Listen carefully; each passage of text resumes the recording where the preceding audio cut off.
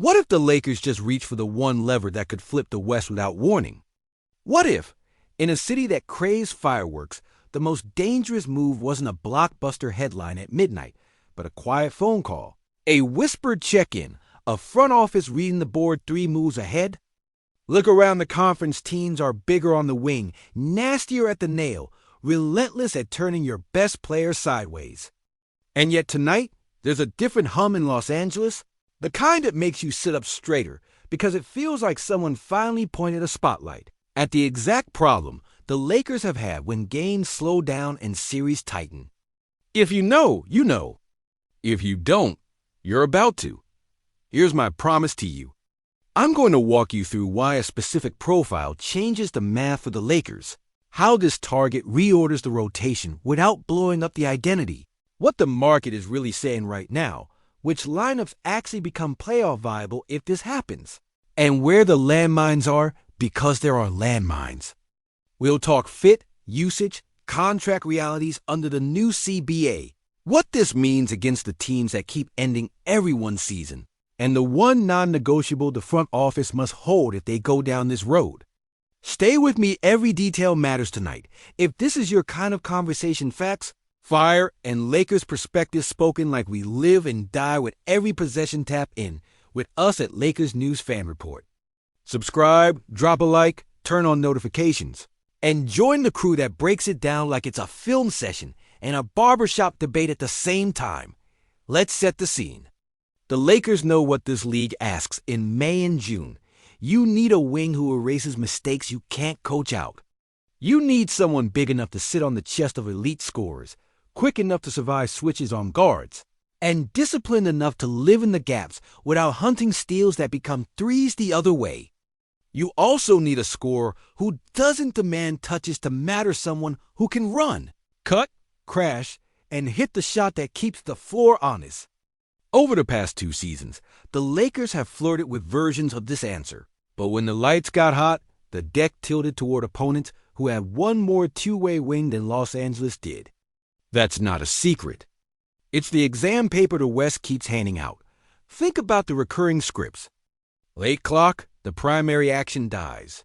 And you need a get-me-a-clean look without breaking the offense guy who isn't your star. Think about games where the other team's best scorer drifts to your weak link and hunts him from the corner to the slot to the top until your entire shell bends. Think about third quarters where you buy 4 minutes of rest for your top usage players and the lead dissolves because nobody can manufacture a stabilizing bucket without hijacking the rhythm. This is not about star power. It's an equation about the space between stars. If the Lakers solve that gap, the ceiling moves. Now the part you came for. The pulse around the league right now? The Los Angeles Lakers want Andrew Wiggins. That sentence lands differently because of what? Wiggins is at his best. A 6'7", two-way wing who can take the hardest defensive assignment for long stretches without fouling out of the game plan. Who can switch 2 to 4 without panic? Who can guard long, springy scores and still tag the roller? And who on offense gives you low-maintenance, playoff reliable point slot cuts, 45 cuts, run-outs, second-side attacks, offensive boards, corner threes? When he's right, he's the glue that lets stars breathe. When he's right, your defense can keep its principles without hiding anyone. When he's right, your offense keeps its pace and spacing without force-feeding touches to keep egos warm. Why this? Why now? Why the Lakers? Start with the fit. The Lakers want to dictate matchups, not survive them. Wiggins lets you put a real body on the West Wing scores from the opening tip, not as an emergency switch. He lets you keep your best defenders in their optimal lanes. Your point-of-attack guard can fight screens without worrying about the mid-post bully. Your backline organizer can play free safety instead of trudging every drive, and your scheme can stay aggressive without hemorrhaging corner threes. Offensively, he doesn't need a script built around him. He's a rhythm piece. Run the lane, crash from the corner, punish top locks, ghost into space, screen and slip when the defense shows 2 on the ball. He's not coming to be a 28 usage hero. He's coming to turn 97 to 93 into 103 to 93 by doing 7 little things in 3 minutes. Let's go deeper into role and lineup math. Picture a starting group that keeps star gravity where it belongs and wraps it with length and reliability. Wiggins toggles between the opponent's primary wing and their hottest hand. He plays the nail to blow up 45 cuts, stunts the passing lanes without over-gambling, and gets back to contests. He becomes your default answer when the other team tries to manufacture mismatches by dragging smaller guards into the post or forcing your big into space. Now look at closing groups. If you need a fence, he spaces, screens, slips, and keeps the third defender attached so your drivers see daylight. If you need defense, he's the stay-home rule that prevents the scramble from becoming a fire drill. This isn't theory, this is what two-way wings do in April. The counter-argument is obvious. Which version of Wiggins are we talking about? The switchable menace who swallowed entire playoff wingspans and hit timely threes, or the quieter stretches where the motor ran cool and the jumper wavered? This is where context and ass matter. Wiggins is not a go-be-the-entire offense for 6 minutes player. He is a win-the-possessions in-between player. The Lakers don't need him to be a heliocentric scorer. They need him to be the adult in the room when the game tries to tilt. That, by the way, is a rarer skill than people admit. Now, the market and the rules everyone pretends to understand and few actually do. Under the current CBA, apron restrictions pinch your optionality. You can't just throw salary together like Lego and ship picks into the 2040s. You need matching money. You need clean cap math, and you need to respect pick rules that punish reckless swaps.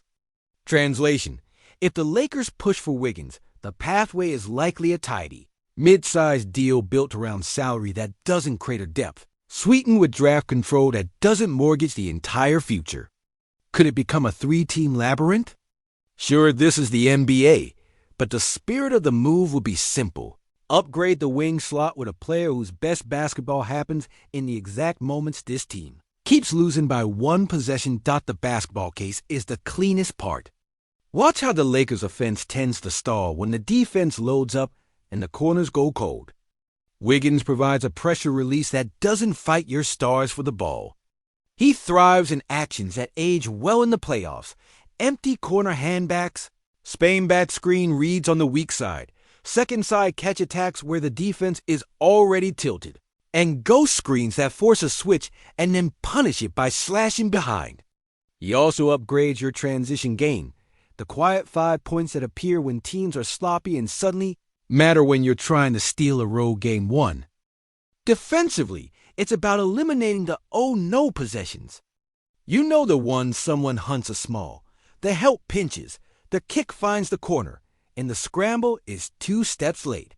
With Wiggins, your first matchup is less likely to be a losing bet. That means your backline help stays honest, your rotations get shorter, and your defensive rebounding improves because your wings aren't constantly sprinting from the paint to the arc and back. One player doesn't solve everything, but one player can lower the temperature of a half-court possession by 10 degrees. And that compounds across a 7-game series. Let's talk risk like adults. There are 2. First, availability and consistency. Wiggins has had stretches where he looked like the best glue wing in basketball and stretches where he drifted. You mitigate that by role clarity and accountability. Define the job, hold to it, and keep his shot diet clean. Second, cost. Overpaying for a name because your fan base is impatient is how teams wake up in a year with fewer picks, the same second-round exit, and fewer ways to fix it. The price has to live in the assertive but sane lane, one real asset and matching salary, not a bonfire of your future flexibility. If a bidding war erupts that demands 2 prime control pieces, you walk. Discipline is not cowardice. It's how grown franchises win twice. So, what's real and what's rumor? Here's the straight line.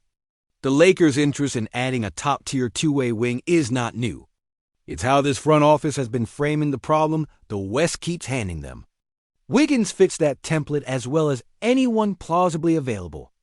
There has been sustained lead chatter connecting Los Angeles to the idea of Wiggins because the fit and the need are obvious. But until a deal hits a transaction log, this sits in the realm of active pursuit and exploratory frameworks, not a finished trade. That distinction matters. You can want the player, you can structure the pathways, you can even line up partners. It is still a pursuit until it's done. Let's zoom into the floor impact if it does happen. On offense, his presence helps your best players stay fresher because possessions shorten. You won't be asking them to problem solve every trip. On defense, you unlock more aggressive coverages because your weak side wing won't be a target, and you'll feel the difference in your defensive glass on long misses. His ability to guard across positions lets you toggle lineups without bleeding matchups. Huge deal against coaches who weaponize substitution patterns. There's also a quiet leadership piece. Wiggins, when engaged, plays a no-drama brand of basketball. Run, defend, finish, repeat. That matters on teams with big personalities and high-stakes expectations. The Lakers need a wing who changes games without changing the temperature of the room.